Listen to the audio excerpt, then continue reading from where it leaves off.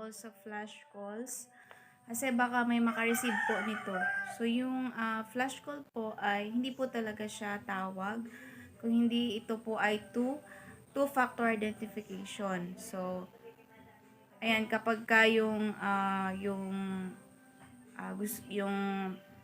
isang tao, gusto nila malaman kung call. So, yung flash calls na yan, ay miss call lamang po. So, yan. So, marami ding nakaka-receive nitong So, ngayon lang ako naka-receive nitong flash calls na to. At talaga namang nanibago ako. So, inasahan ko na ito ay isang tawag, pero hindi pala. So, ang flash call ay isang paraan ng pagkuha ng OTP.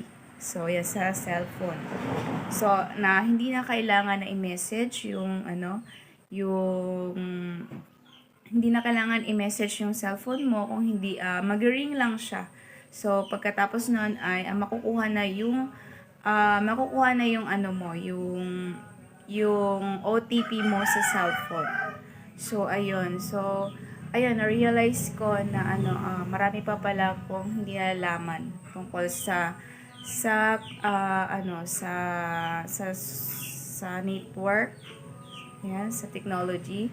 So, marami pala ngayong yung mga updated. So, kapag kailangan po ay i-turn off nyo po yung two-factor identification sa inyong cellphone para maiwasan po na ma-hack yung account nyo.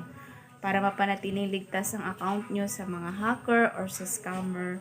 So, ayan. Kasi kapag trinay po nila na pasukin yung account mo, mag-ring po yun. So, ibig sabihin ay hindi po nila magagamit or mahahack yung account mo kapag naka-turn on po yung two-factor identification nyo, which is tinatawag din siyang flash call. So, nagkamali ako nung una kasi akala ko ay tawag na yun galing sa in-applyan ko na department. So, hindi pala. Yung pala ay two-factor identification.